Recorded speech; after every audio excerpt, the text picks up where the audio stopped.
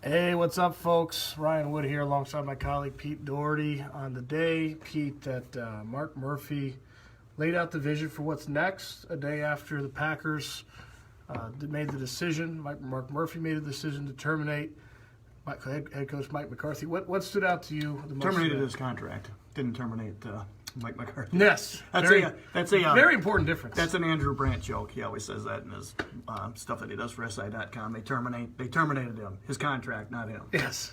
But yes, anyway. What stood out to you today? I guess just from the press conference, what stood out was, I don't know if it did to you, but it was Murphy's making this hire. He is not given over full power to go to Kunst, and Murphy wants to be front and center and lead the charge on who this person is who's the next coach. I don't know what was your takeaway. So check me on this, Pete. The whole day I'm just kind of thinking, why didn't this happen 11 months ago? I mean, when they made the decision to change GMs, why not do that in lockstep? And the reason is, when they go with a one-year extension, it signals zero confidence for Mike McCarthy's long-term sustainability as the head coach. So there had to be some consideration that they might get to this day. They talked about casting a wide net today. A wider net would have been cast in January than today. So it just seems strange that we're here in November, about a year after they made the one-year extension. See, I don't remember feeling that way last year at this time. I don't remember, or when they made the change, I don't remember thinking, God, they really should fire McCarthy too. Oh, I think that certainly hindsight is advantageous here. There's no question about that. But it seems to me that they must have at least considered that long-term he wasn't the answer, or else why not give him multiple years? Yeah, I mean, I'm thinking, they're coming off a year where Hundley was the quarterback for most of the season, and the previous year, with not very good personnel, they go to the NFC Championship game. So I can see why they did what they did. I mean, I'm not saying you're wrong, but the one thing is, I don't remember thinking last year when they fired Thompson, boy, they really need to move on from McCarthy too. I don't remember feeling that way. So that's the most I can say about it. It would have been hard. 8 straight playoffs going, and they looked like a Super Bowl contender before the collarbone. I just come back to the 1 year. I don't know. So things have unraveled so badly this year, as evident on the field on Sunday, that I mean, it's clear now. Yeah, that would have been the right decision. It would have been interesting. I mean, that would have been 2 hires for Murphy then, because he would have had to hire the GM and then hire the coach, because he wasn't going to have the GM hire the coach. That would have been interesting if things would have had to happen fast. Mark Murphy took a little bit of a beating today on the structure. He just did. Yeah. I'm wondering, if they would have made the structural changes and the 2 hires at the same time, do you think that would have, instead of staggering it out like they did, would that have lessened the, not confusion, but the questions maybe about the structure? Not in my mind. I don't know if it would have in yours. It wouldn't have in my mind. I still don't think the structure is good. Now, structure's not everything. There's a lot of ways you can structure the front office, just like there's a lot of different offenses and defenses you can run, and what matters most is who's calling the shots and who are the important players and how good are they, whether it be front office people or players in the field. But I think some structures are better than others, and for this organization, history the last 25 years says that the GM football czar structure works really, really well. Jeff says Rodgers needs to go. That's a bit drastic, Jeff. You need to calm down a little bit. But they made it clear that Aaron Rodgers will not be consulted in this process. They sure did. They said he's free to give his input. Yeah. But Murphy, his first answer to the question was no, he will not be part of the process. I do think, I mean, this is, there's a lot of ways they can go here. In my humble opinion, they need to hire someone who will command Rodgers' respect instantly, and someone he'll listen to and buy into and collaborate with. Because the quarterback's everything, and this guy's capable of playing at a super high level, and they need to get him back to that super high level. Does age matter for the coach? No, in terms of commanding the quarterback's respect. I wouldn't think so. He said it didn't. Now you can't go by just what he says, but I don't see why. If the person is sharp and energetic and has a creative mind and all those things, I think that could still work. I don't know if you feel this way, but I feel like when you talk to Aaron Rodgers enough, you can tell when he really, really, really means something. I got the sense that he really meant that age wasn't a big deal. I couldn't see him, like there was the big scrum around him today. I was so far back. That should have been done at the podium anyway. It was at his locker. I couldn't see his face, so I couldn't read his body language. He brought up Andrew Whitworth as an example, and he went a little bit beyond. I thought that was interesting. I get the sense that Aaron Rodgers would like to be paired with an offensive visionary who can be collaborative with him. If McVay is what, like 33 or so? 32. 32. I think if he were the coach, I would assume he would have Rodgers' respect, I would think.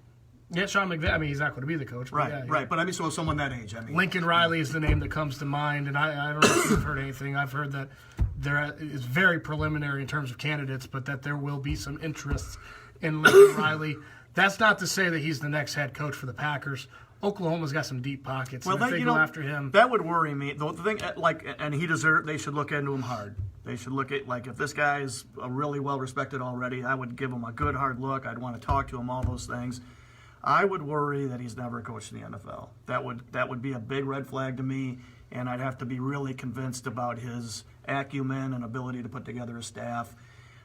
The track record, I guess the track record of all coaches is not very good because most guys fail, but the track record of college guys going to the NFL is not all that great. There have been exceptions. Jimmy Johnson, did great, for instance, but I would be leery. I would go in on the skeptical side with that. Does it matter to you that the game seems to be trending there, especially on the offensive side? Schematically, the spread game, it seems to be heading in that direction. It's filtering up more than it's filtering down these days, so that works in their favor for sure, or in a guy like his favor.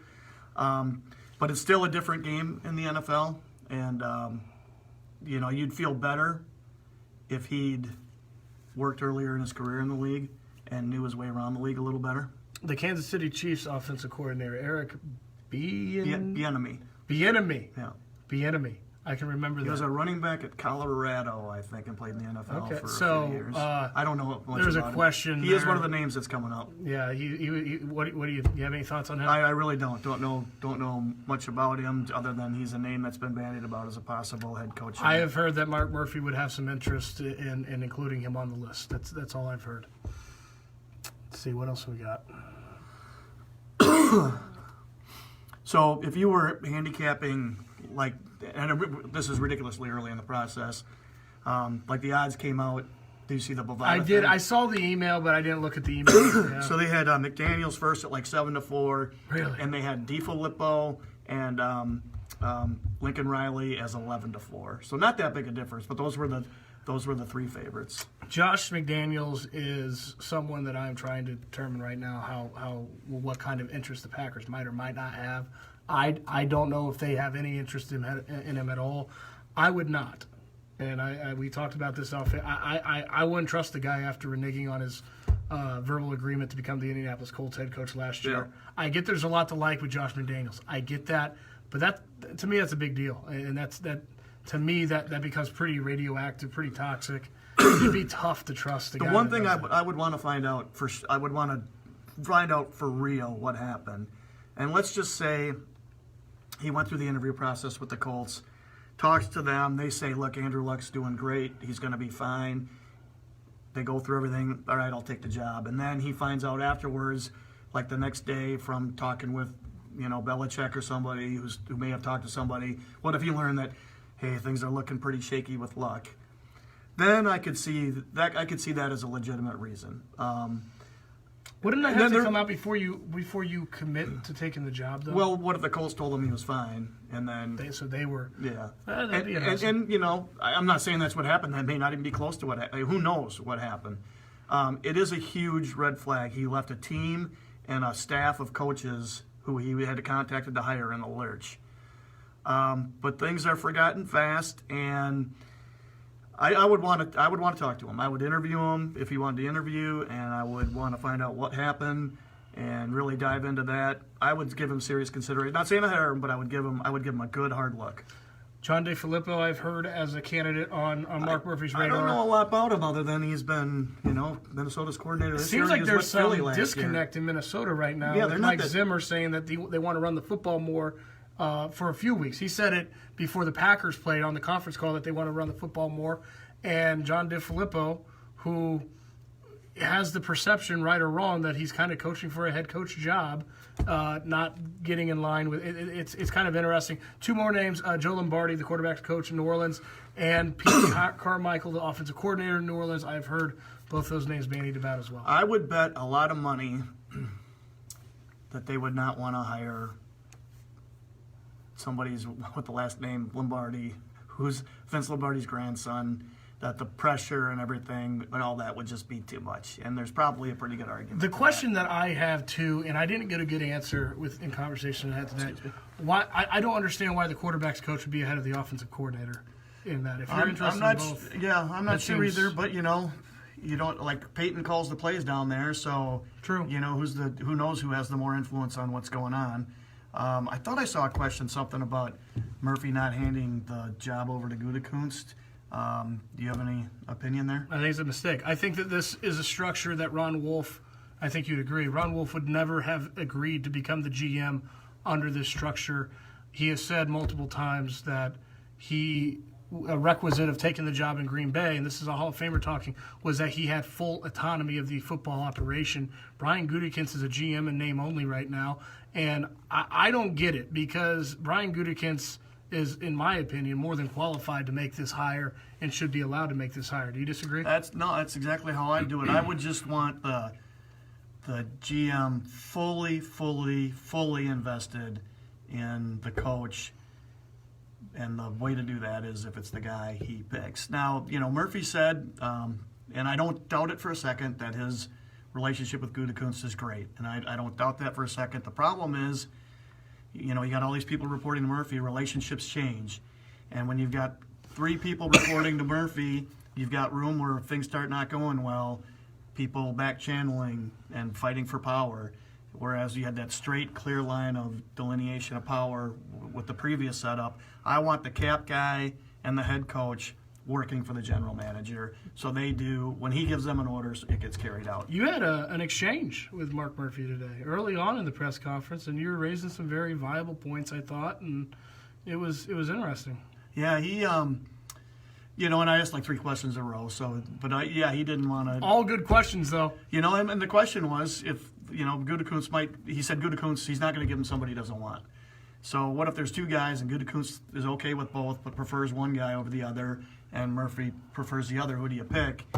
And he didn't want to answer that. I think the stock answer you get is don't want to get into hypotheticals. The reality today was that Brian Gutekunst really became Mark Murphy's biggest defender. I mean, he kind of said some things better than even Mark Murphy did, and really came to bat for Mark Murphy, and I thought that was interesting. What do you think of the Fitzgerald thing? Tom Silverstein, when we were doing our video last night, mentioned him as a guy he thinks viable because other teams, he's heard that other NFL teams have looked into hiring this guy, and he's turned around a horrible Northwestern program.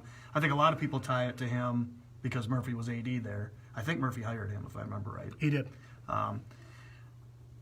Well, I won't say. What do you think of that possibility? He's a defensive player and coach. Unlike some of the other names that I've mentioned, I've not been able to determine whether he is a candidate or not, if he is someone that has Mark Murphy's interest or not. I didn't include him in the story I did today because there are very direct lines that you can draw as the man who hired Pat Fitzgerald, and now there's a coaching vacancy. I just haven't been able to determine what his candidacy, if there is candidacy, would look like. I would take a lot of convincing to hire a defensive coach. Me too. No matter who it was. Not saying it's just off the table, but it would take a lot of convincing if it were my call. I think we'd be in agreement that one, they have to go for an offensive coach. I think that's important.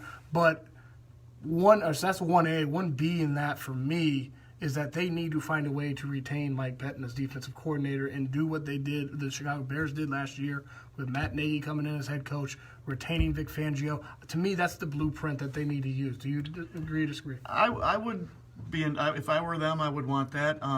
Now, if I'm the head coach, if there's somebody that he really wanted to bring in, that could be an issue. But I would think a head coach looking at this job would see how Pettine's done this year. I think the defense has improved as the season's gone on. So I would be inclined to keep him if I were a coach coming in here. There seems to be some agreement here in Mike Pettine being retained as defensive coordinator. What do you do you have any feel for what what would be the pitch? And I tend to think that it's a plausible. What about Harbaugh? Scenario? By the way?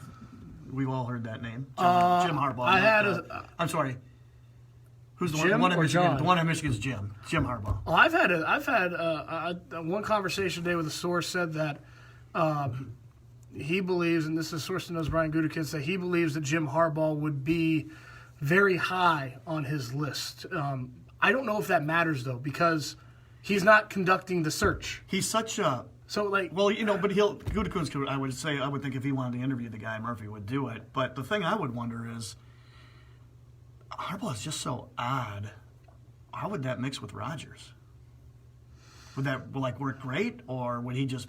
I think that would be. That could be combustible too. Well, that's because he's a really odd guy. Right? I had another source kind of say that Jim Harbaugh can wear on you. Well, I mean, he's had those. He's great for three. He's great for 3 or 4. He's Scott Skiles or George Karl. But here's the thing, they're looking at 5, right?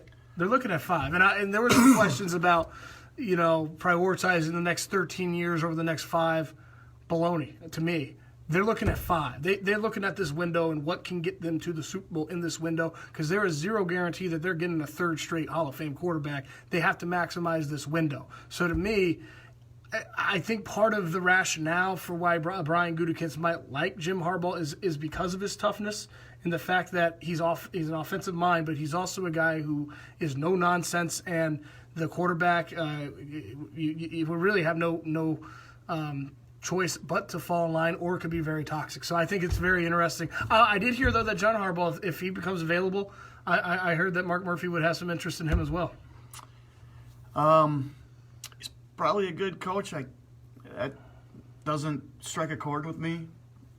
I don't know if it does with you. He's of a defensive and special teams background, so it's not the offensive background. He was a special teams coach in the league. Yeah. I wouldn't be I don't think I'd be looking at a retread if I'm the Packers. I wouldn't either, and I'd be looking for an offensive coach. So, yeah. But that's just what I've heard. It's not what I would do, but that's what I've heard in terms of the Packers thinking preliminarily. So if they struggle for a couple of years, do they look to move on from Rodgers? Well, I had a question today, Pete. Let's see. I had a question in my live chat. I want to see how you answer this. The Packers' next starting quarterback is in what grade of either high school or college? I would guess he's probably a junior in high school. I was going to say high school senior or maybe a college freshman. That's what I said. Just because he could sit a year or two. And, yeah. Right, and they may draft him earlier than later. Now, if they do really well, maybe Rodgers wants to play a couple, and he really ends up liking the coach. Maybe he wants to play a couple of years longer. Maybe he wants to go to 42 or so. Or if he wins a couple Super Bowls, maybe he'll want out. And we don't know if, we could go to the John Elway route. We don't know if he'll be able to physically do that.